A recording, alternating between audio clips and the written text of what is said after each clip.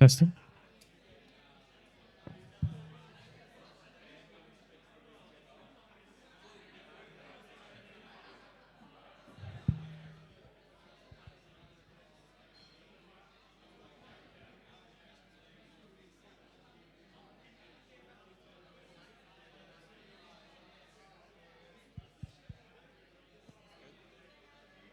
Chris, we good? You know how Joe Rogan has Jamie? We don't have a Jamie, we have a Chris. Chris, are we recording? We're live on air. So this is live, by the way. There's streaming. So, wave. I think the cameras are just at the back there. There'll be people online watching. There's like 10 so far. My name is Mark, otherwise known as Captain DeFi. Corny, I know if you're not from the space, but everyone gets a Web3 persona.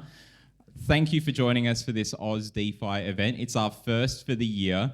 Last year, we came to life as like a little Discord group and we weren't running any events. Then we got asked to do some events and now we're here with all you lovely people. Before we get started today, I want to begin today by acknowledging the Gadigal people of the Eora Nation, traditional custodians of the land on which we gather, and pay our respects to their elders past, present and future. I extend that respect to the Aboriginal and Torres Strait Islander peoples here today. So what we're going to do is run through a meetup. Nick, if you want to just change slides. And it's great if you joined us and you didn't know it was a meetup today either. That's fine as well. There's a QR code if you want to scan that. There's a whole heap of links on there. There's a whole heap of different events going on around the country. So make sure you scan that. We'll throw that up a few more times. Next slide, please. Normally there's a clicker, but given the distance, the clicker wasn't working. So Nick is the clicker. So highlights really quickly, just run through. We had some amazing, we were able to grow to 3K on Twitter. We were able to launch the Web3 Innovation Centre with the good folks at Stone & Chalk, and there's a few of them outside and here and where we are. This is Stone & Chalk, so thank you. Much more news on that coming soon. Token mapping, defining how crypto fits into existing financial services regulation. Very important if you want to contribute. We'll talk about that. RBA CBDC pilot, we're going to hear some news on that, and there's some people in the room that have been involved, so that's going to be really good. And we've got an NFT thing, which is like for memberships and you get early access to things as part of Aus DeFi. So next slide, and we'll probably whiz through a few of these, but before we do, if Michael Bromley is here. Mr. Bromley, please come up on stage. Welcome, Michael, the CEO of Stone & Chalk. Please tell people about this space. Thanks, buddy. Hey, everybody. You already heard my name. I'm Michael Bromley. I am the CEO of Stone & Chalk. Most of you, I hope, know a little bit about us, but if you don't, we are really the largest innovation community in Australia. We have hubs here in Sydney dedicated to startups. We have another hub down by Central Station dedicated to late-stage startups or scale-ups. We have hubs in Melbourne and Adelaide, and we are expanding across the country. So for those of you who are already residents, we're going to give you more options and more places to go. For those of you who aren't residents and aren't taking advantage of the fact that we pit founders together to collaborate, co-create, and really just collide ideas.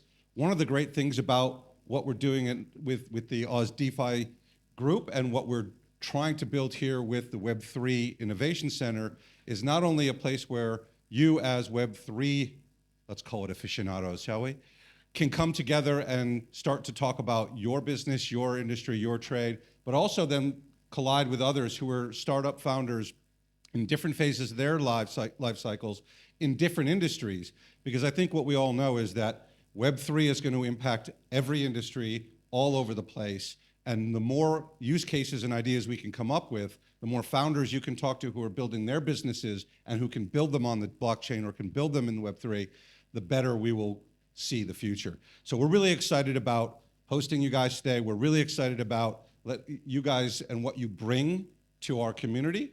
And if anybody's interested in talking about getting more involved with Stone & Chalk, the lovely Lynn is here and can talk to you a little bit about what we offer, our programs, the spaces that we have, and the different opportunities that you can have to work with us. On that note, I will pass it back to Mark. Welcome, everybody, and I hope you have a great day. Thank you. Let's go to the next few slides, Nick. And actually, we'll just skip over these, but like we'll talk about this. We'll come back to that. Go to the next one. Go to the next one. There's a few pictures here. We'll talk about this. The reason why I want to skip through these is I want to get to our first guests. Skip through that. Token mapping consultation, the NFT stuff. This. Go back. Go back. Sorry. This is voice activated control, right? We don't need clickers. So there's a New South Wales government initiative to focus on data, digital, which is Web3, and AI. And as part of that, we're very lucky to have a special guest here, Minister Victor Dominello, and we're going to be talking about that with Arturo, who represents the builder side, and for NotCentralised, the shirt that I'm wearing with Nick up the back and Arturo here. And this is all part of this task force, along with many other, a coalition of the willing to help build a better future for New South Wales and Australia and the globe. So we'll jump to the next few slides. Sorry, Nick. So we'll go back to those paths. We'll pass this one. Go back to the poll later. So this first interview, next. All right, let's do this. Arturo, please come in. Guys, Arturo, or Numbers, as he's known. And Mr. Dominello, please. Thank you.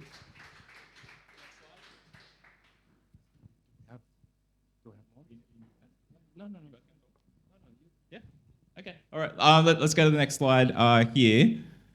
So if you guys, if you want to sit down, or first of all, I guess, some people may have heard on Twitter about the work that you've done, about the task force, but just imagine folks here had not heard it. I'd be very surprised if they hadn't, but if they hadn't heard, do you want to just give us a bit of background on what it is that you've done in government? Who's got a Service New South Wales app? Who's got a digital driver's license? Who's got a digital birth certificate? Who's got a New South Wales digital ID that will be decentralised? Digital birth certificate, yeah, I'm on the beta. And there's so many other things. The digital HSC, verifiable the source, that's going to go in there. So pretty much everything we're trying to do is put all your identity and your credentials in your wallet. So, I'm the Minister for Digital, basically the front end of that, Service New South Wales. But all things digital and data, I set up the Data Analytics Centre. In fact, this is one of my babies, the Startup Hub, when I was the Minister of Innovations. So it's great to see it's going from strength to strength. Yeah, thank you. Yeah, thank you. So, yeah, that's me. And I'm retiring in 30 days. I mean, how nice is it to say that you're retiring in 30 days and you look as young as Vic does? So, I think it's amazing. I'll vote for you. Yeah. Not. Maybe I should. No. Look, we've got you here today because what you've been doing ties amazingly well. We've got so many builders here and people that work in the space, and even enthusiasts. Like, I was speaking to people that are working elsewhere, but they want to get into this space because they're excited about bringing about positive kind of change. So on that note, this task force, what is that all about? You mentioned data, digital, and AI, and we were lucky enough to have Arturo there. But in your words, what do you see? And then Arturo, if you can tell us what you feel from the builder's perspective. Well, for me, it's about trust. Like in a physical world, I can look at any one of you, and within 30 seconds, maybe a minute, I'll make an assessment. I'll see if you're looking in my eyes. I'll see if you're twitching. I'll see if you're sweating. I'll see if you're mimicking my body language. There's a whole lot of things that I can quickly assess whether I trust you or not, and that trust will develop over time. But in a digital age, in a digital world, whether it's ChatGPT, whether it's the metaverse, or whatever the incarnation is, trust is very, very hard. So that's why I think the world is definitely schisming into two parts, the globe, I'll forget countries, I'll just talk about blocks. Trusted blocks and non-trusted blocks. And that's, unfortunately, the globalization that we knew for the last 20 or 30 years is over. It's going to be trusted blocks and non-trusted blocks. And in a digital age, how do you trust somebody that's on the other side of that screen, if they're real, if they're an avatar, if they are a form of AI, generative AI. So blockchain is a critical part of that trust rubric that we need to build out. Government will use blockchain, as we already are in one element, but more to come, as a tool, as many tools to build trust. So that's how I see it. Ironically, talking about trust, Arturo, could we get your point of view? I'll let you guys figure out what that means. Yeah, they don't trust me that much. Hey guys, missed you. It's been a while, 2 months, so it's a really good start of the year, and I'm really excited about this year because I know that a lot of people have been hurting in the blockchain space, but I honestly think that this is the beginning of something even bigger than what we were part of before. And having Victor sitting here beside us is actually testament towards that beginning, because it really means that there is appetite, there is understanding that everything that we've been talking about before in terms of the Web3 space has value in the real world. I mean, talking to Victor many times, he could be Minister of Web3, because it is all about trust, and those are the things that we've been talking about throughout this entire period of time. Who wants to see a minister for Web3? Yeah, there's at least a few. Okay. Sorry. So Taskforce, that was a really important step for the entire community, I think, because it basically says that you guys matter. And it says that we want you in here talking to us, and I'm kind of putting my Taskforce hat on, because we have issues that need to be solved, and they need to be solved by the community. And that by the community is a super important variable within the entire equation, because government is kind of like it's the governance process of the community. So, I mean, who better understands the problems we're facing than us, right? And the second part is that innovation comes from the community, right? And what we're trying to solve here are problems in a very innovative way.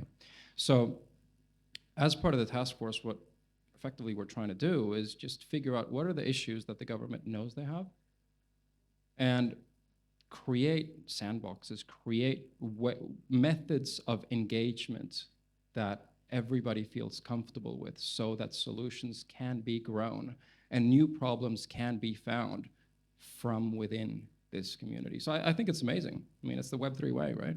And it's interesting you talk about the types of problems that we've got there. People think, oh, well, I'm not in Web3, so I can't really be involved. Are you in data? Well, there's a lot more people involved in data. Arturo and I run a data science community as well, and that's huge. And then people go, well, I'm not really in data. Well, AI, well, I'm not really in AI, but you use ChatGPT, so you kind of are. You're a user of this space and all these tools, or Midjourney and the AI art. So on that topic of like problems, like what do you see, Victor, as some of the problems that people, that this task force is going to take a look at? I think it's been mentioned, like payments and ID, things like that. Can you elaborate on that a little bit more? Yeah, obviously when people think about this, the first thing they go to is in the fintech environment, but I think it's much, much broader than that, because again, go back to fintech, it's about trust. I need to trust that my cash is going to your wallet and vice versa. If I don't trust that, the whole thing breaks. But equally, there is application in supply chains. And that's our very first use case of using blockchain in relation to the building sector.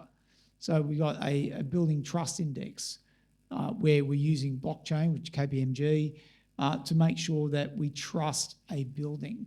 Increasingly, we will need to look at supply chains. Where did that pipe, that widget come from that is in your building?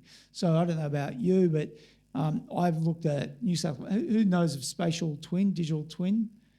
Yeah. Have you playing around on the Live, New South Wales Live platform? So Live is the interface above digital twin that we're continuing to build out that makes it's just a pretty user interface.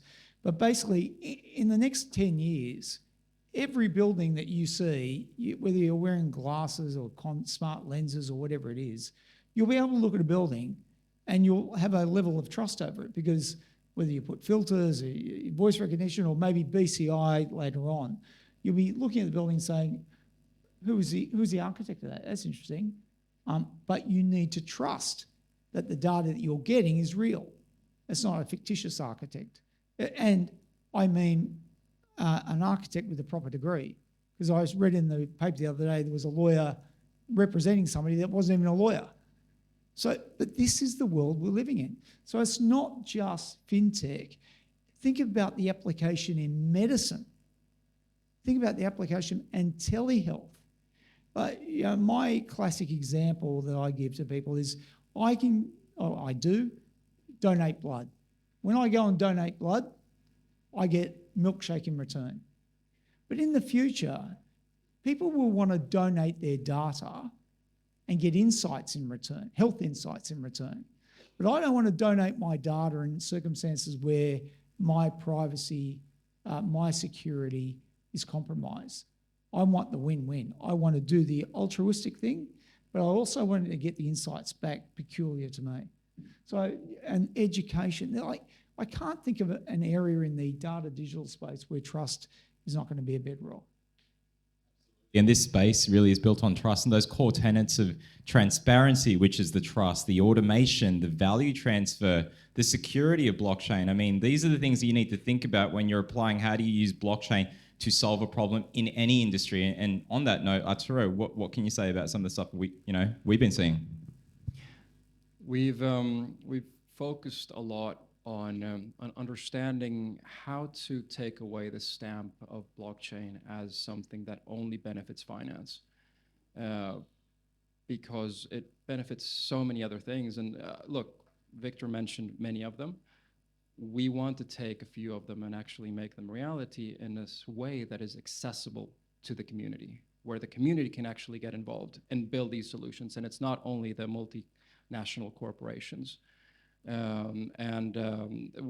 have a very, very interesting speaker that is coming up very soon that is focusing on healthcare, because I think that healthcare is one of those areas where blockchain is just, it's pivotal, right? Healthcare is about data and it's about value transfer, a lot of money. Like there's a shit ton of money in healthcare and it's very wasted in so many different places.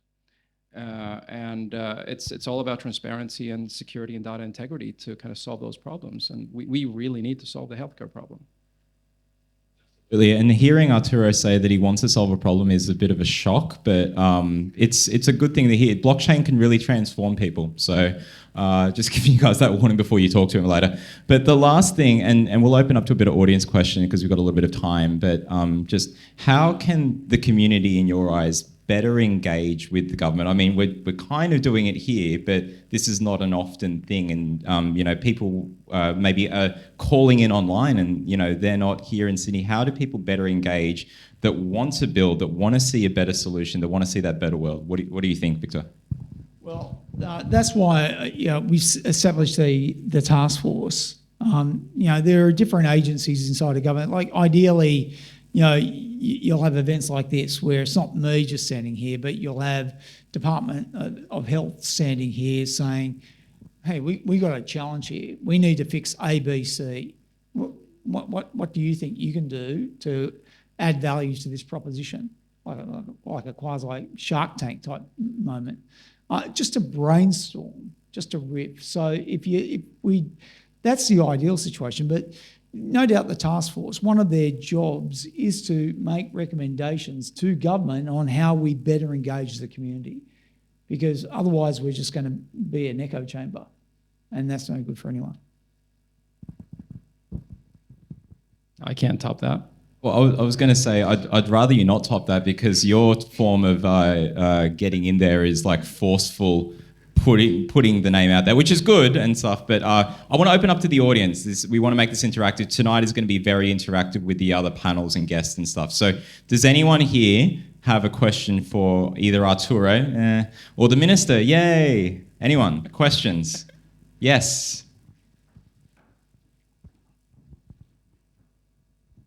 Hi, my name is Kavika. Hi. Thank you so much for highlighting all the work that you're doing.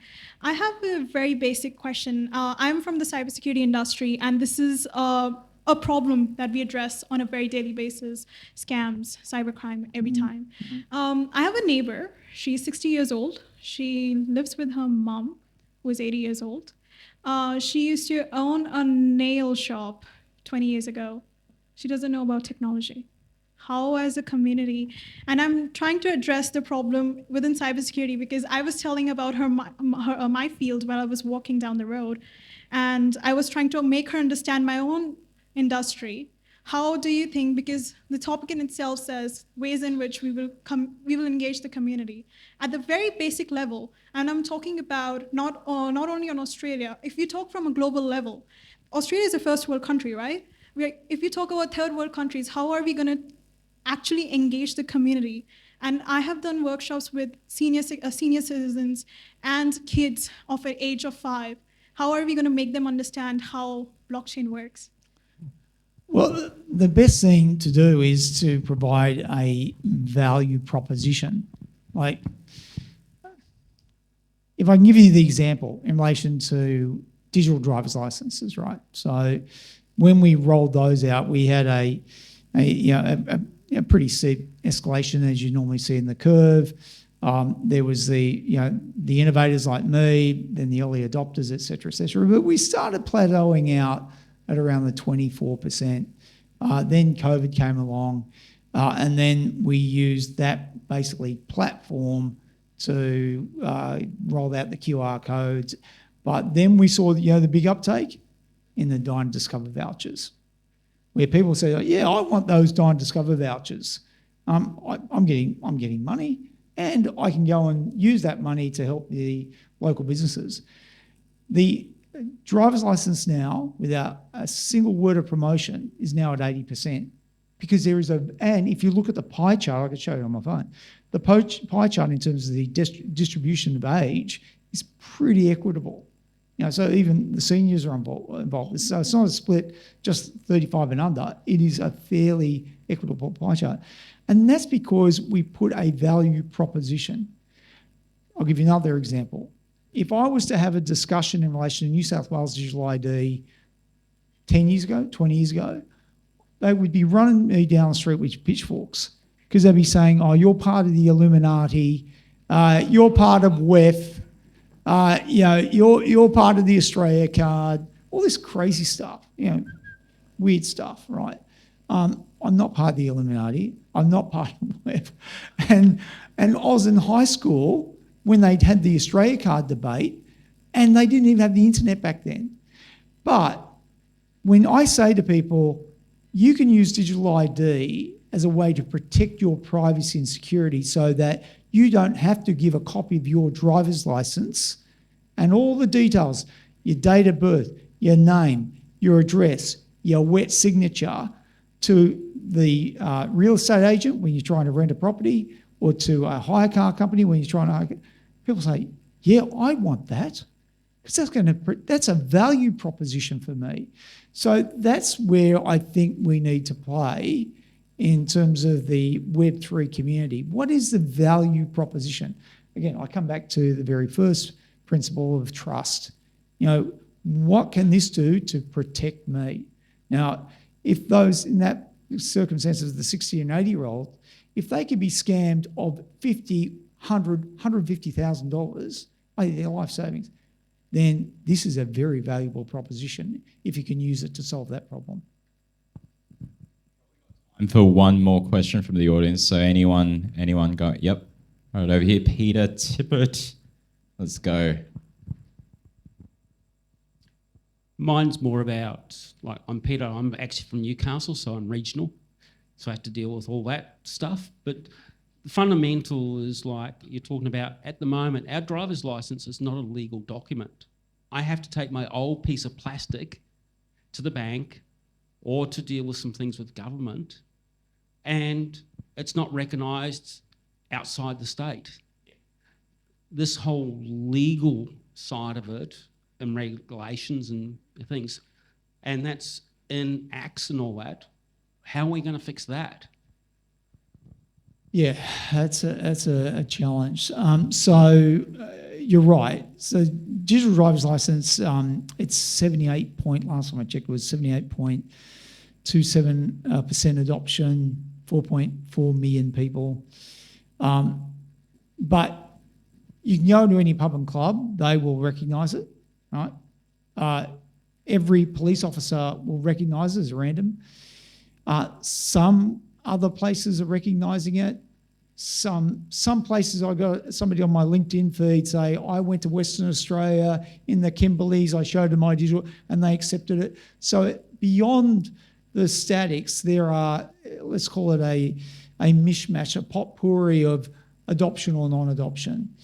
The really big play has to be that integration between the federal MyGov ID and the state or the territory ID, because we're in a federation. I'm going to give a speech about this next week. It will be my last keynote speak as a minister, but I'm going to be talking about the digital spine of the country, where we need to have recognition of these proof points.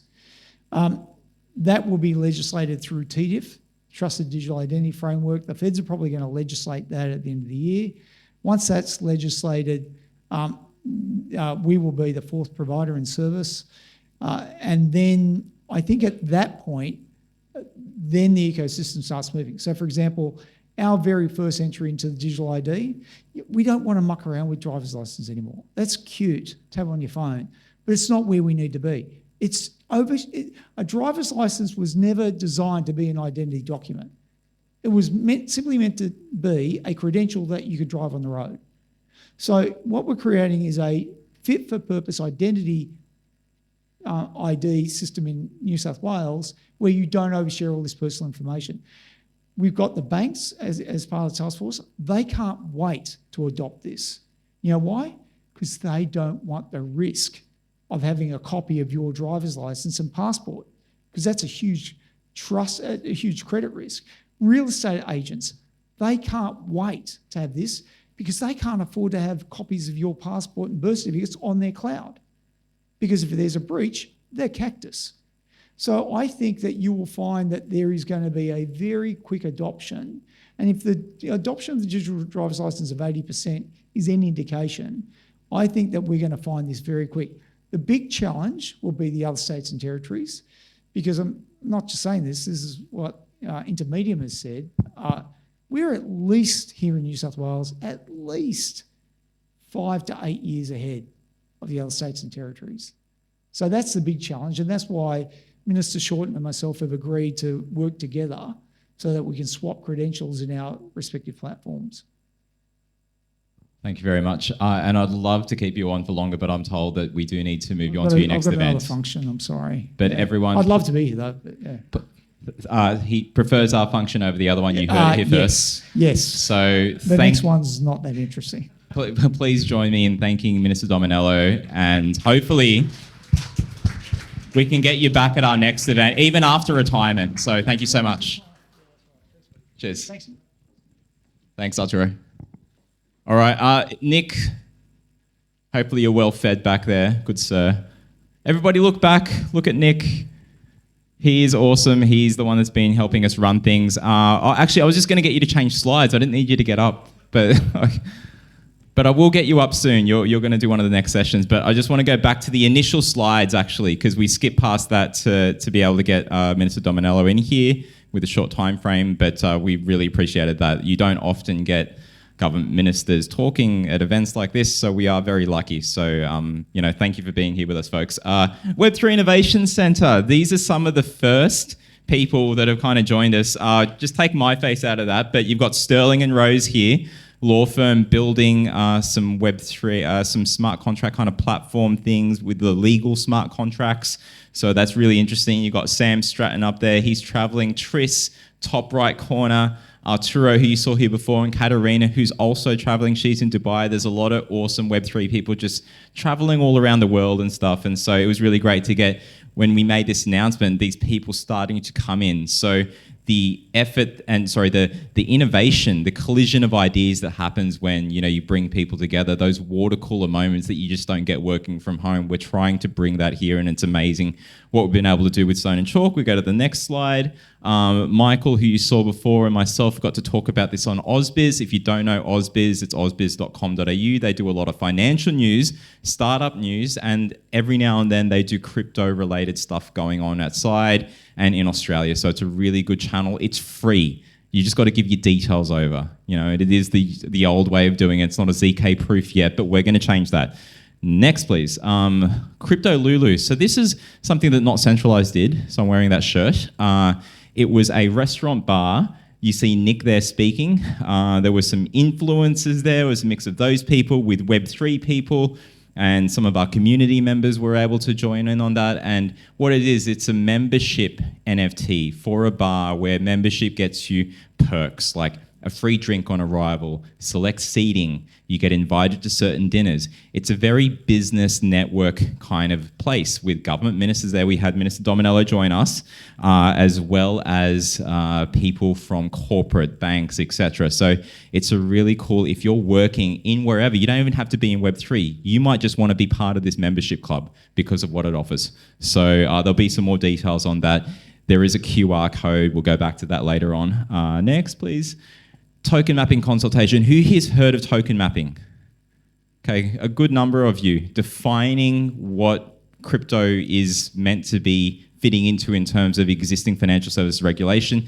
The Aus DeFi Association is trying to collate the community's responses. So even if you don't want to answer the whole thing, there's like 14, 15 questions there, there's 50 to 60 pages worth of reading. You might just hone in on something specific and only want to answer that. Please contribute. In the QR code link that we'll put up later, right at the bottom, there is a link to the Google form where we're collating the answers, and we will submit that to Treasury. We did it last year for the Casper's paper. We're doing it this year for this. There's a roundtable that we're going to be involved in and bringing the response from the community. We are really here for you guys, the builders in the community, to try to get your answers up to the right people that need to hear it. So that's important. Next, please. And then you'll get to hear less from me, so it's good. NFT Heroes. So this is an Aus DeFi project where if you're a member of this Aus DeFi NFT Heroes Club, you get kind of special access. You get a hoodie, you get some special access, you get early notification to events like this. So there were some people that missed out because they had to go on the wait list, but you wouldn't go on the wait list if you got early access. So the NFT is there as a reward to the community. It's not super expensive either. So like you get actually a lot of good value out of that. And you get a free half-hour consultation with some of the consulting groups that are there on that page. So there'll be a link to that. And next, Arturo mentioned the blockchain Taskforce. So we go back one more, please. Oh, back. That's okay. It's okay. Computers are weird. I know. It's all good. Just joking. Sorry. This is a builder's poll. We are in a space where Stone and Chalk, they have created and fostered and nurtured and been the shepherds of many great companies out there. You can see the wall at the end of level 4 on the other side, just in the kitchen area of all the great companies that have come out. And, you know, the associations like RegTech Australia, FinTech Australia, Aus DeFi is here, right? But these questions, now we didn't have time to put a poll, but if you're in our Discord, and how do you get to our Discord? Well, it's off the website or it's on the QR code. It'll be on Twitter as well, and we'll put it on other channels, but there will be a poll that you can just answer because we're just trying to get numbers of who wants to, you know, what are the areas that are of interest if you had to rate these things? You know, is it like number 1 or number 2, or it's only number 4 that you're interested in? We want to create a poll for those numbers so that we can build and create the services that cater to what people need. Okay, so we're going to put that poll out. Or if you see something there that it's like, well, I need something else. There's another thing that I want to put an other. You can either fill it in on the poll or you can email us at info@defi.org.au. Next slide, Nick. Interviews, and we've done this one. All right, we're going to get to another special guest, the newest member of NotCentralised and a healthcare ninja. Self-described healthcare ninja, or AKA Web 3PO. You know, Star Wars nerds out there? Anyone? Web 3PO, please come on down. Welcome, Nathalie. And I think Arturo is going to join you as well for this interview. All right, you guys do it yourself. Oh, thank you. I'm very short for this chair, so just bear with me while I figure this out. So, hi everyone. I'm just joined NotCentralised, but I've known Nick at the back for, it's probably a sign of my age, but over 20 years. And Feel very sorry for her, by the way. Oh yeah, that's right. When I was born.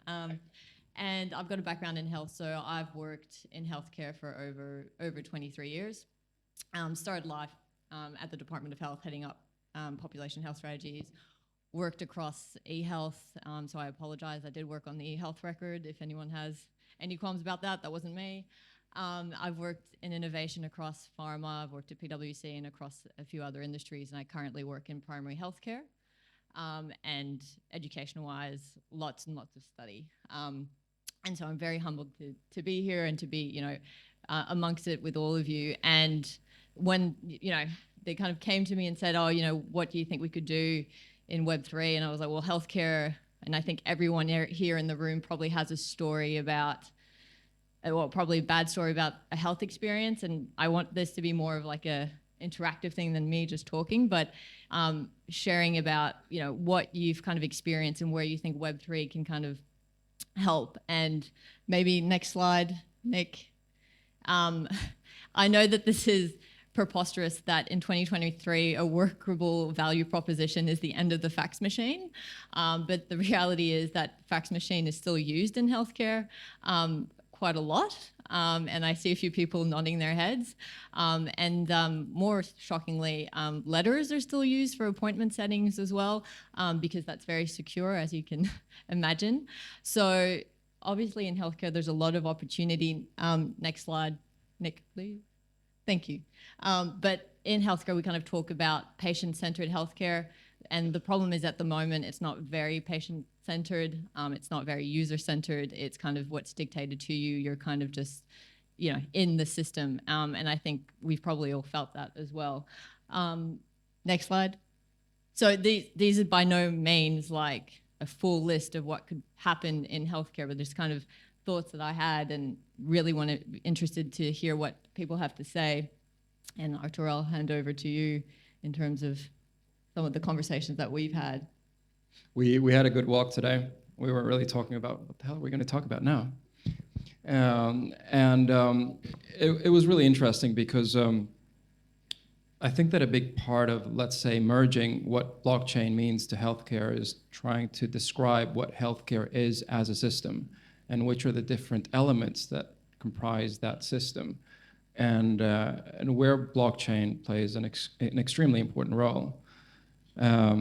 My very simple takeaway from that was that obviously there's a lot of money in healthcare, not in terms of extracting it, but in terms of the value that is being, the things that happen within healthcare need to be paid for by the system, right? So in healthcare, you always have a swap between a service for a payment, and that happens in an extremely old-fashioned way. So there is, first of all, no transparency or visibility towards how that money or how that, let's call it energy, flows within the system, right? But on top of that, I guess that there are two dimensions to that energy. One of them is the money, but the other one is the validity of the data, right? And in a way, both of these dimensions are effectively what blockchains are kind of made to solve, which is quite fantastic. So all of a sudden, we're sitting here with one of the most important elements of any functional society that is almost sclerotic. And we, on the other hand, have a technology that is kind of built for that and works so efficiently that regulators worry about it, right? Yeah. And they're not merged, right? So that's an issue. Yeah. Well, I was going to say, so all these kind of opportunities and applications are also all the biggest challenges in healthcare in terms of some of the objections that they have in terms of moving forward. So they said, oh, we don't want to move from the fax machine because we don't want to move to something that's not secure, which again, preposterous. But as you kind of said, like the healthcare system, you have private healthcare, you've got public healthcare, you've got private financing in healthcare. There's so many components to it where we can be making a difference. And I think that's where, the opportunities are, but it's around, well, what do we do? I mean, look, freestyling a little bit here. If we go back to those Web3 terms, Web3 is all about community, right? And you could actually see the healthcare system as a community of various different nodes or individuals that are actually, they have a role to play, and the tokenomics are really shit.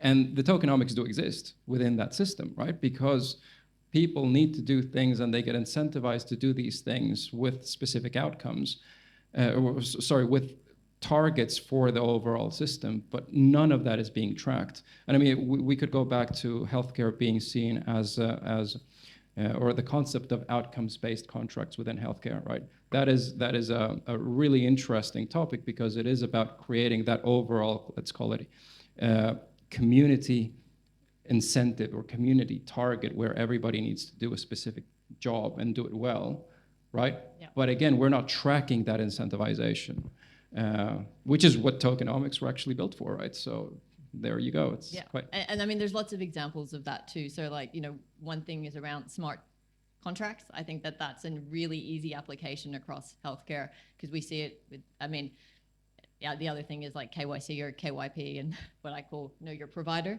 But so if you think about Medicare, there was a report that came out last year or maybe even this year that there's $8 billion a year lost because of fraud. That's $8 billion that we could be reinvesting into the healthcare system and actually making a real difference. But I'm kind of keen to open it up to people and,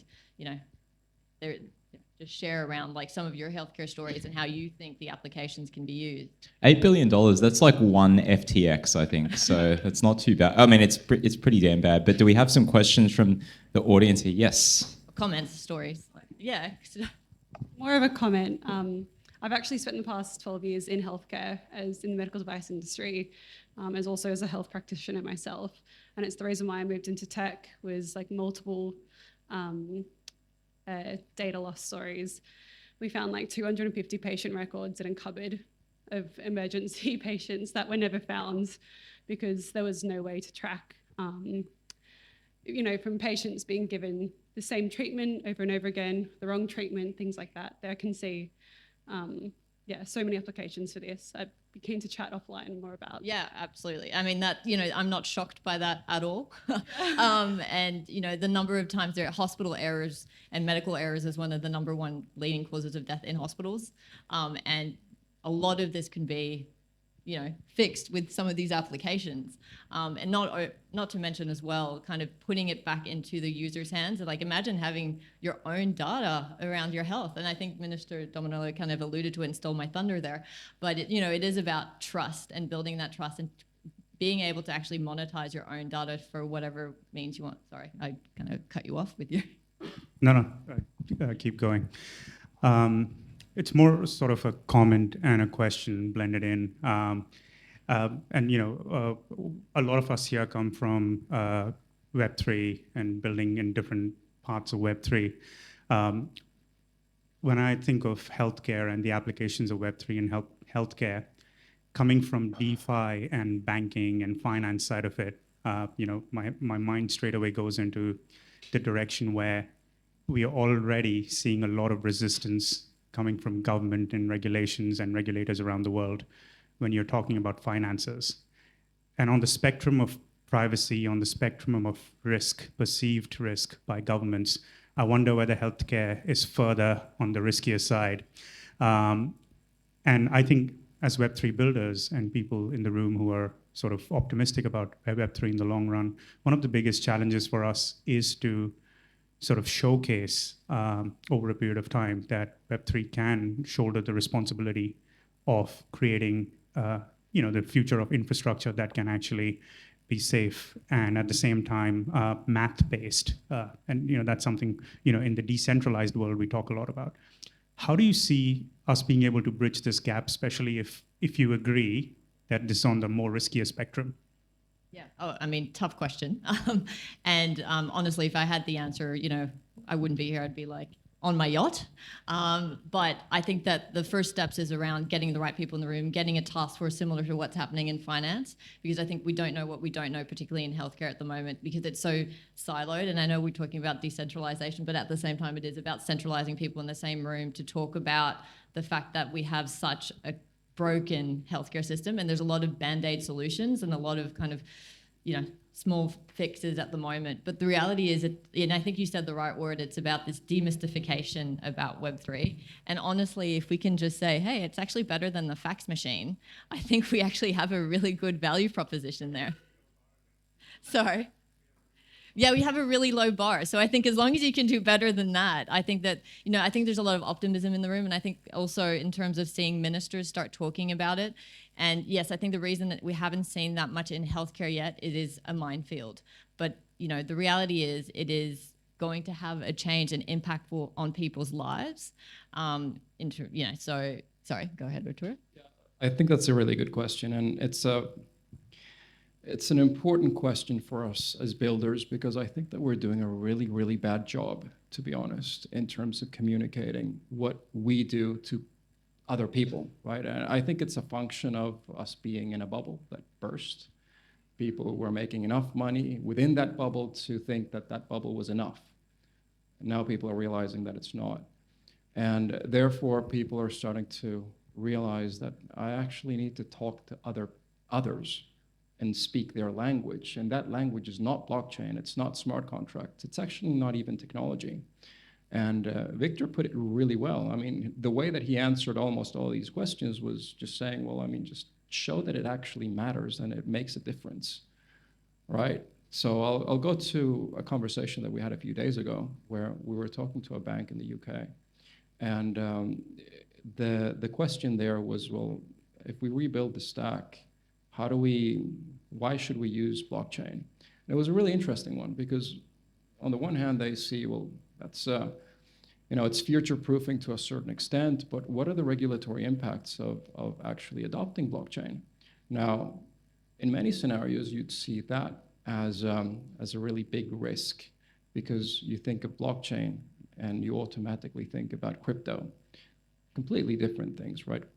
Crypto is just an application of blockchain itself. Now, if you on the other hand rephrase it and you understand what the question is that they're actually asking, they're asking, what is the regulator going to say if I use this piece of technology?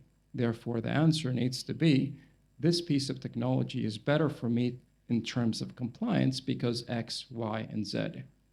Nothing else. And there are many reasons from a compliance point of view why blockchains are better than many of the other technologies that are out there, even banking infrastructures. I mean, just think of a blockchain as a massive accounting system that is unquestionable and has actually passed an incredible amount of money. So it's really battle hardened over, a few years, a lot of money, a lot of weird people doing weird transactions on that, and it hasn't broken, right? So compare that with me building up the entire stack from scratch, right? If I use a blockchain, I can leverage off years and years of experience, and all I do is focus on the financial engineering of the thing that I'm actually building for that bank versus the whole thing. Now, if I were a regulator, I'd actually feel quite comfortable knowing that the extra piece of risk that is being inserted into the system is this big as opposed to this big, right? Again, it's not a tech conversation per se, right? It's a workflow conversation, and it's a conversation that acknowledges the worries that other people have, not the worries that you have yourself, right? The questions? Oh, is that a question? No. Okay. It's a statement. Yes.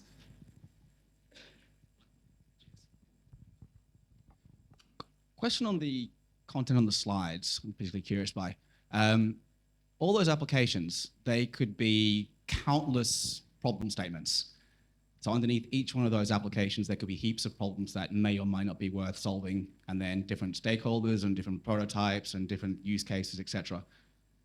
Curious what, if any, I guess, kind of work is being done and what process is taking place to actually start to break those down. Great question. So I think first there is a little bit of work going, but it's still being siloed. So I think people within different networks of hospitals and different sectors, particularly like private hospitals, are trying to do some of this in terms of data sharing. But does anyone know if they've got a health record? Okay. So I think that's very telling that there's still a lot of work to do with health records and interoperability as well. So the short answer is not much has been done. And the fact that, yes, there's so much here, but a lot of it still goes back to breaking down the barriers, which is the first part, which is sharing the information, understanding what the common problems are. And I know this kind of sounds like everything you've always heard, and very government speak, and let's break down barriers, and let's come together and figure out what the problem is. But the reality is they talk about it, but they really haven't done it in healthcare because it is such a fragmented system. And I think the one thing that I'm really keen to do is create a community where patients and users are kind of talking about their experience with the system, not the hospital talking about what they should be doing. And so, a simple thing like appointment setting, and I'm kind of deviating here, but like appointment setting in a public hospital, they send you a physical letter with the time of when you have your hospital appointment, and that's it. There's no choice as to when it suits you. You can call them, but then you can reschedule for 6 months' time, which is really convenient to you. So it's kind of like, if we can solve that little thing first, then we're in the right position. I don't think we're going to solve it all in the healthcare system, and there's going to be a lot of mistakes, but it's better than, and I keep going back to it, the fax machine or a letter. So I hope I've kind of answered it, but maybe Arturo, if you want to, what's been done? Anything, Arturo? Are you left speechless for once? That's shocking. Yeah, I'm not topping that. Well done. I think that's what you call checkmate. So look, we're going to go to the next slide, but I just wanted to make note there that, so Arturo, the thing that I got from you was a really good answer, and this is why it's recorded, right? So you can replay this back. But we get asked, what you had there, you stole the question that I was going to ask you, but it was like, we often get, why don't I just put it in a database? That's it. I'll just build a better database. But there are reasons for why that's actually more risk in ways. So that was a good answer there. And I think the other takeaway from Arturo was that if we're in a bubble, build a bigger bubble. No, that's not it. Okay, not a bigger bubble. But solving problems collectively like a community. So imagine patients able to have input to people that are directly going to be solving the problem for them. That is very interesting. It sounds like a sandbox. It sounds like something people should do. So on that note, and we're going to hear more about healthcare, thank you very much, Nathalie and Arturo. Next slide, Nick. And let's get the legal representation up on stage. Where's Jazz? Jazz from KWM. Welcome. Come on down. The price is right or wrong. Jabs. Where's Jabs? One of our sponsors. Adiuvo Legal. Here he is in the suit. He does not look like a lawyer, or does he? Your eligible bachelor. And Nick is going to be interviewing them. Welcome to Maths, Web3 edition. I'm not sure if Arturo wanted to be on this panel or not, or he's had enough. All right, you've had enough of Arturo, sorry. Sit down, we've had enough of you. Hi everybody, I'm Bish. Can I just rep my own pride thing that I made myself today? I'm nearly 50 years old and I can do craft like as good as anyone in preschool. So yeah, yay me. Gentlemen, can you just, this is serious, can you just pay attention? Don't talk amongst yourselves. Yeah, no. This is new. This is a decentralized lanyard. It's actually made of lots of tiny lanyards, all just gossiping in real time about data and stuff. Token mapping. Look, arguably not in itself the most exciting subject matter. I know it gets you guys, a little bit fired up and aroused, dare I say. Can I just wind back a little bit as well? Arturo, what I heard from Arturo before, he talked about inserting something that big. Now, that is a conversation he has regularly at home, and he can regale, come on, it's not centralized, man. We've got to make jokes about balls and stuff. So, token mapping. You guys are, you're pretty deep into this space, and we really appreciate you spending your time here. Jabs, you shared some interesting stuff on Twitter of your thoughts on the token mapping paper. Jazz, I know, obviously coming from KWM, which is this colossal sort of home of legal talent. It's perhaps just not as nimble as maybe Jabs can be with his stuff. But I really wanted to draw out some of the themes that you touched on, Jabs, and get your thoughts on these on your Twitter thing first, which is, A, can you talk about this distinction between public chains and perhaps the different nature of the challenges there versus this distinction with, either private systems or overtly financial product-based tokens. So we have this distinction between networks, and then we have this financial products idea. Could you elaborate on that initially, please? Going in with the hard stuff, really. I mean, hello everyone. Not sure how many of you have actually read this paper. I do not recommend. The question really boils down to the two types of networks that the paper kind of deals with. Well, one type of the network, but the other one just goes unanswered, and we just assume that the paper deals with it. The crypto network in the paper essentially says that it's just a host mechanism for crypto tokens. Crypto tokens are said to be digital units of information. When it deals with a public infrastructure, that means that there is no trusted intermediary, and essentially you're running everything through a trusted smart contract system. The paper focuses on that bit a little bit only and says that it is only a small part of the ecosystem. I'm not sure that's entirely correct, but it says that there is great difficulty in essentially regulating that, because the financial regulations in Australia, which are function-based, we can get into all of that, are really designed to deal with the middleman or middlewoman. But that's really where we're at. The private systems, if they do get built out and they create private blockchains, the regulation will really focus on the intermediary, the agents, whereas the public, I think they're just going to leave it by the wayside for the time being. It's too hard basket. Jazz, would you concur with that? If you were to highlight for everyone in the room here who perhaps is too busy to read the whole paper, A, would like your thoughts on that comment, and then B, what do you think is critical for people to take away from this initial consultation paper? Yeah, thanks, Nick. I think it's probably good, like when we talk about the paper, to contextualize how the financial services regime works. So very quickly, we regulate, as Jab said, on the basis of activity, and we look at whether a financial product is something based on its function. So Treasury refers to this as the functional perimeter in how we kind of look at what is a financial product. So there's a general financial product type. You're making a financial investment, you're managing a financial risk, you're making a non-cash payment, and then there's a series of other very specific types of financial products like derivatives, managed investment schemes, those kinds of things.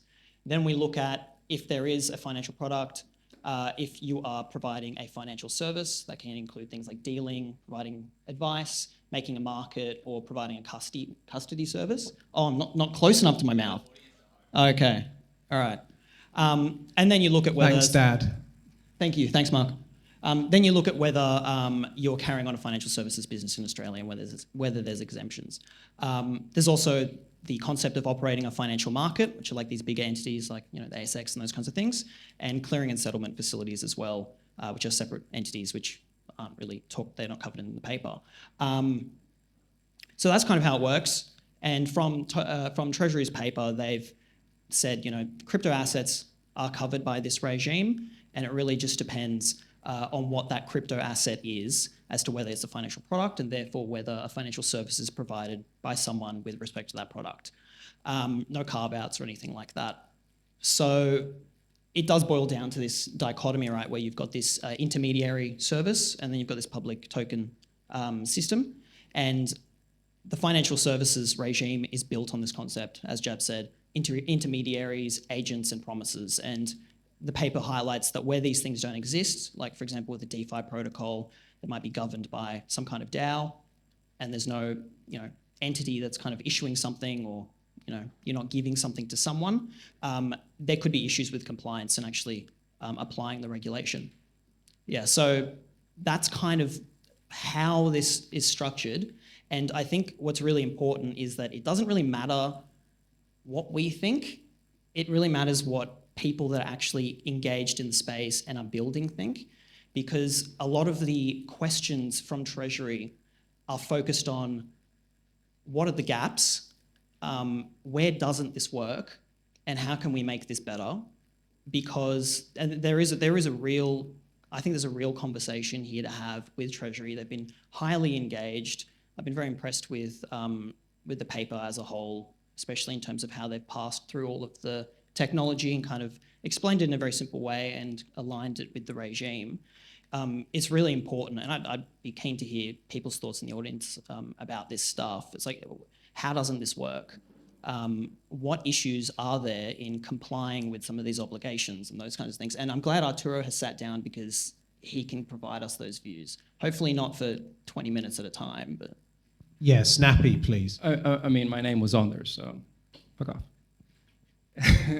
I think that one important thing is also as non-lawyers, so let me make it this right.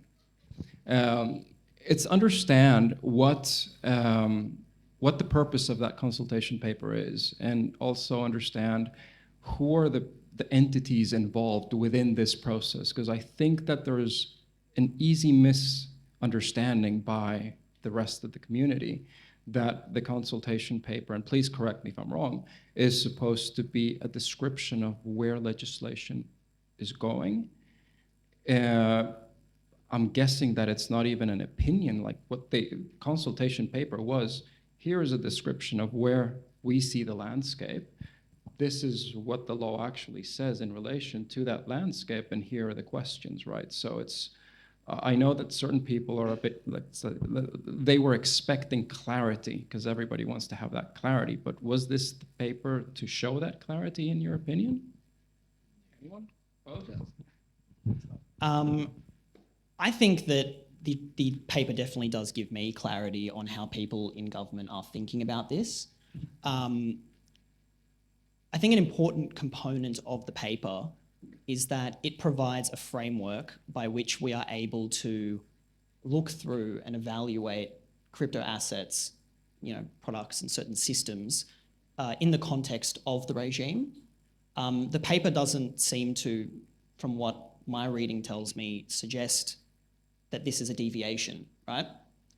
It's just a way that we can look at it in a different way and for it to fit in. And that would be, with what is called the token mapping framework, in that you have the token, which is a unit of data. Then you've got the actual token system, which is the business or the social kind of construct, and then the economic function.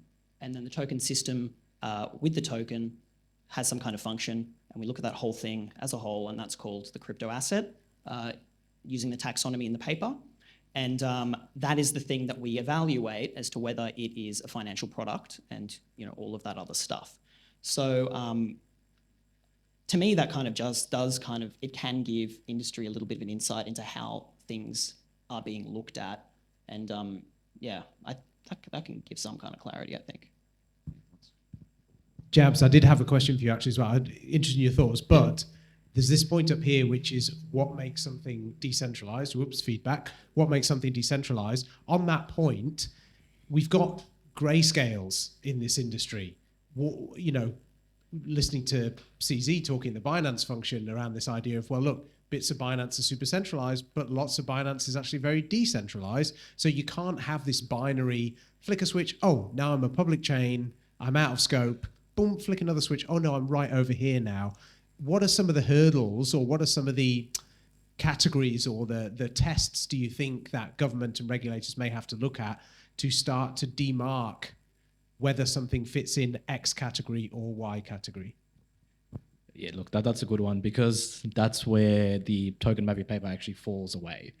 It does create this kind of strange taxonomy. I'm a little bit more critical on the paper itself. I get that it does provide clarity from the government's perspective, Treasury's perspective, but there are a number of ways that it could have been better.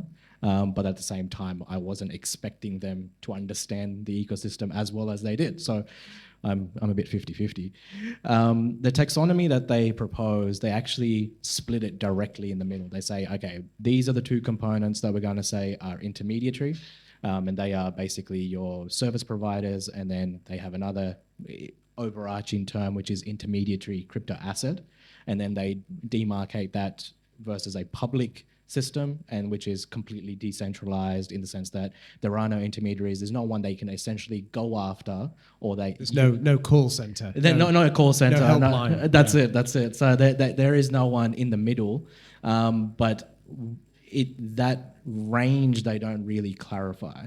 And that's going to be one of the problems that they will have to face, is to say, okay, for example, is a DAO, is that going to be an intermediary that we do regulate some way or other? Or to what degree is a smart contract actually going to be a legally enforceable contract? So there is this appreciation in the paper that a smart contract doesn't equal necessarily a legal agreement, but then when they go down the path of talking about public systems, they don't clarify that to say, okay, where will we draw the line? So, I mean, the default option now is it's basically a range, and you can fall anywhere between that. But we will have to see what they deal with after the submissions, and that's part of the submissions that we'll be making anyway. Yeah. And look, on that, please, as Mark said before, jump in, have a look at that form. Please lob your comments in there. Our idea is to provide as far as we can, just a warts and all dump of everyone's comments up to Treasury so they can genuinely see the community. I'm just going to remove really overt swear words. Like if it's not too sweary, I'm just going to leave it in there. And if Arturo has covered his submission in dick pics, I'm going to go through that and just pixelate some things. But apart from that, we will just submit everything that we get. But there will be no typos because Nick will be reviewing. It shits me though. Like I just, all I did, right, was get the paper in the Word version, literally just put it in Word. Straight away, the squiggly red lines under stuff, it's basics, There was isn't it? 2 typos. I mean, Like, what can you do? No, there wasn't. No one's perfect. There was not. There was a lot more than that. Anyway, audience, please. We've got some esteemed speakers here and Arturo. So if someone would like to ask a question of the 2 esteemed speakers, yes. Hey, thanks guys for the talk. One question I had, again, chatted before as well, was on regulation. We've seen obviously US have gone really hard the other way. This sort of the pendulum swung really hard, and now they're going hard after everything. Is the sort of same feeling you get with the Australian regulators? Are they also going to be very tough, or will they be much more reasonable? What's the sort of consensus? Look, the token mapping exercise is essentially them saying, let's try and figure it out. So I think that's where we're at right now. The US seems to have just bypassed that, and they've really just gone into, I mean, we hear it every day. Whereas you compare that with the EU, with MiCA, they've essentially said, you know what, let's just regulate it and then we will figure it out. I mean, that's my view, but they would probably disagree. The UK in itself has taken a kind of middle ground approach. And Dubai, for example, has just gone, this is the law, that's how we're going to deal with it. Australia is taking some steps of kind of middle ground that I like to see. And I think other jurisdictions have actually acknowledged that it is a good way to go. The only issue I have with that really is it's going to be slow, much slower here than around the world. And I feel like we will end up adopting a lot more of the EU, UK rules than probably the US methodology. I think that enforcement question is very interesting because we've seen over the past maybe year that ASIC has really kind of ramped up on enforcement across the board. There's been the recent news of the restructure. They've taken public enforcement action against a number of companies. Obviously, I can't speculate on what will happen in the future, but that seems to be something that ASIC are very interested in. So I think it's really important as participants in the market and as companies to obviously seek legal advice and to just be pragmatic and to be sensible. And I think, as we kind of talked about before, like reviews like this are a really positive indicator, I think. They do give some clarity as to what people are thinking about. And I think that's just something to keep in mind as you're going through your journey, building things out. I think that there's also an important thing to mention, which is that there's a difference between Treasury writing the paper and ASIC enforcing, right? What we worry about here is ASIC enforcing. It's not necessarily how Treasury interprets, maybe that's not the right word, so apologies, but interprets the law, interprets the way in which things should happen.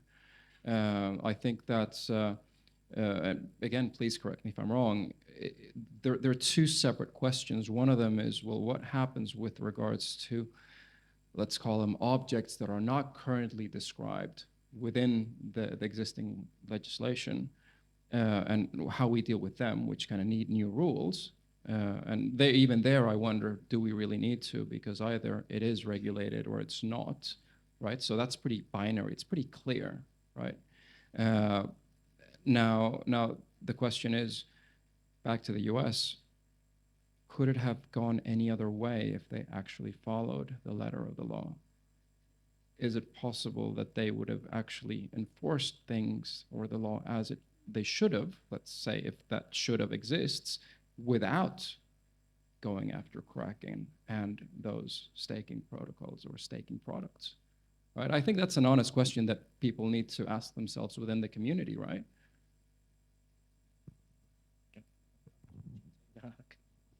Yeah, I didn't mean to conflate the two. Obviously, they are completely separate. But as for the US, I don't know if it would have gone any other way. I'm not a US lawyer. I don't know how the nuances of that regime work. So I really think it's important, and this has been kind of a theme that's run through the Australian market for a while in terms of legal, where there's been a lot of, and honestly globally, there's been a lot of concentration on what the US is doing. And in one sense, that's very important because globally, the US is the leader in a lot of things. People follow them for a lot. Sanctions, liquidity even, everything in banking and finance sector. But I think we need to be cautious about looking to other jurisdictions and adopting things from regulatory regimes for crypto assets without thinking through how they might apply and work into our system. Because it might be easier for other regimes to take other parts of other jurisdictions' rules and bring them in if they work in those regimes. But in Australia, we have a reasonably unique system in comparison to a lot of other countries. So it makes it difficult for us to kind of adopt the same types of rules. And I would be really keen to hear from people in the room about what they think about all of this and how we're looking at crypto assets as a whole from a functional perspective, and whether they think that that is an appropriate way to actually classify an asset for the purposes of regulation. Yeah, I mean, does anyone have a hot take on this they want to lob in? I know you two have got your hands up, but you've already spoken. I'm looking for a new voice with perhaps a new perspective. Or even a question. If anyone has a hot take on, James, come on, mate, you're in the industry. Come on, bro. Look, I'm throwing to you. You're in the front row. Go on then. Off you go. Go nuts. Here you go. Look, Mike's coming. You're literally your way. Go now. Thank you. Sorry, I forgot my question now. Nick, there was someone up the back, Nick, if you need time to remember.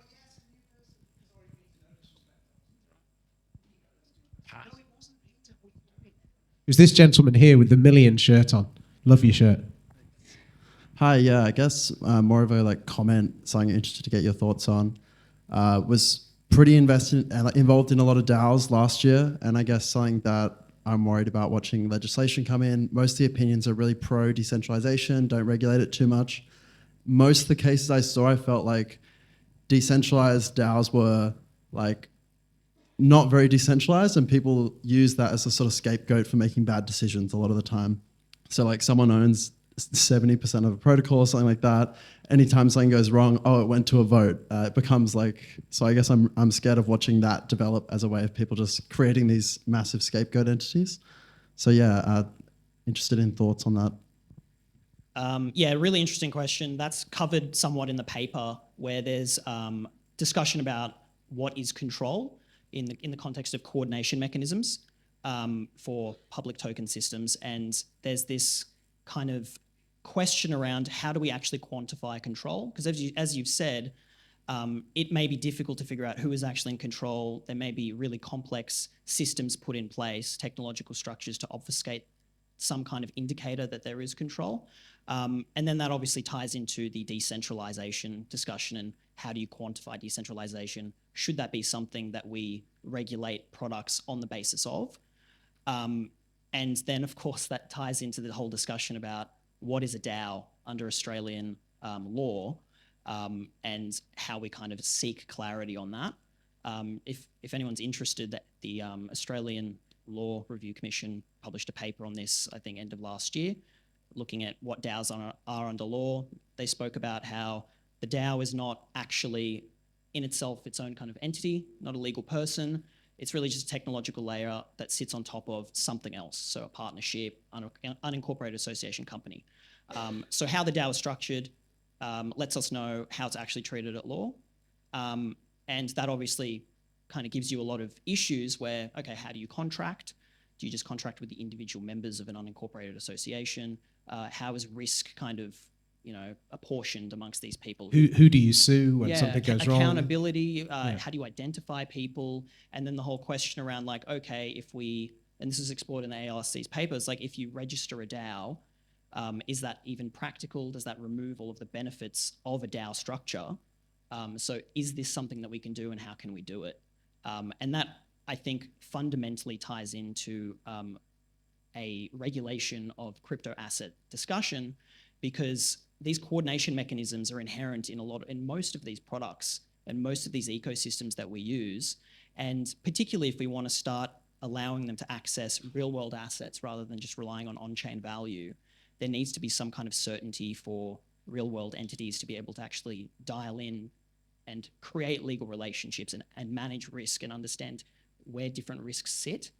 And I mean, the conversation about risk is also in the paper about like, how do you marry up the risks that crypto assets present versus traditional finance products, and the regulations that seek to mitigate those risks. But that's, massive conversation there as well. Any thoughts? In the interest of time, what I might do, Jabs, quick closing thoughts for you. What are your hopes for round 2 of that process? And then we'll have to wrap up and move on, because I mean, James is falling asleep already. I mean, he's a busy founder. It doesn't take much, sure, but it's important, mate. No one wants to go to jail. Sorry, Jabs. No one does. Well, Mark does. But, yeah. Most people don't. Look, I think closing thoughts. The paper did a decent job. There are some gaping holes that need to be filled. And some fundamentals that they did get wrong, which we'll be providing submissions for. To Arturo's point, that there is a clear difference between Treasury and the regulator. The regulator gets only really a mention, I think, in the appendices, basically half a page. So there is really that unanswered question as to, yes, if we do go down this path, how is ASIC going to look at it? What are the powers that they will have, and so on and so forth. But at the end of the day, it is a decent attempt. We should engage. It does show that the government is trying to take this seriously. And then where it's headed, it's really, through our submissions, I think that's where it's going to guide the conversation. So I heard, get involved, submit your thoughts, email it into us, chuck it on that form, whatever. But if we don't speak up, then no one will hear what we've got to say. Okay, let's move on. Where has my good buddy Captain DeFi gone? We're going to move along, sir. Other announcements. Apparently there's some other announcements. I have no idea what these other announcements are. I'm like Ron Burgundy, right? You just put me in front of a prompter and I'll just do, go fuck yourself, San Diego, is what I'll do. So, okay. Do I want you to go? I'm not sure, Mark. Do I want them to go? Or yeah, apparently I want you to go.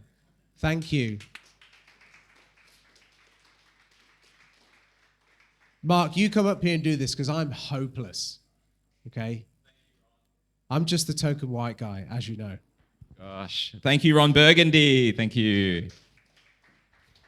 Anchorman's like the type of movie that you can't even reference anymore because no one knows it. But anyway, this is important. 8th of March, around Australia, International Women's Day. There's a group called Women in Blockchain Australia, and they're doing events.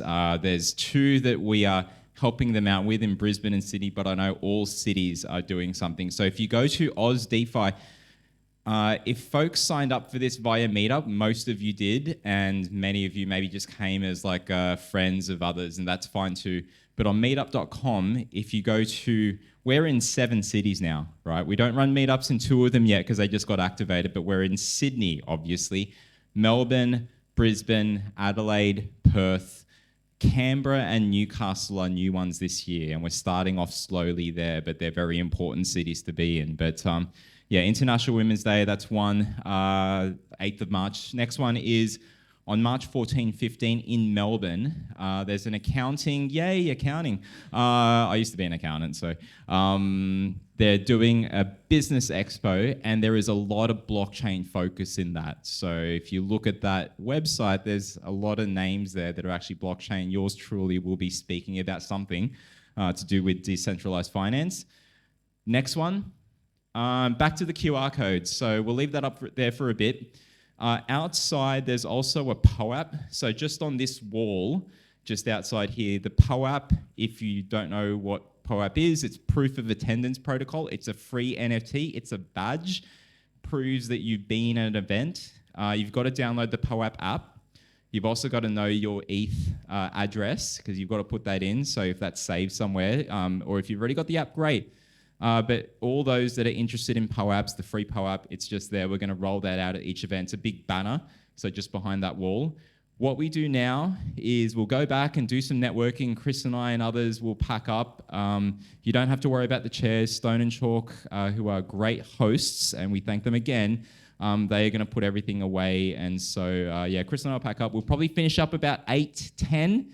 And usually, if this is your first rodeo, we will always go to some pub or something nearby and continue the drinking. There is some more drinks here. The food is gone, so you know for next time that you have to come early if you want the pizzas and other food. But yeah, have some drinks, mingle, network, collaborate. If these events spark your ideas, get in touch with us. We're always looking for people to continue helping us to put these on, because this does not happen without the community. So thank you so much. Thanks to our sponsors, some of them that are here, and thank you to everyone that's come along. Cheers.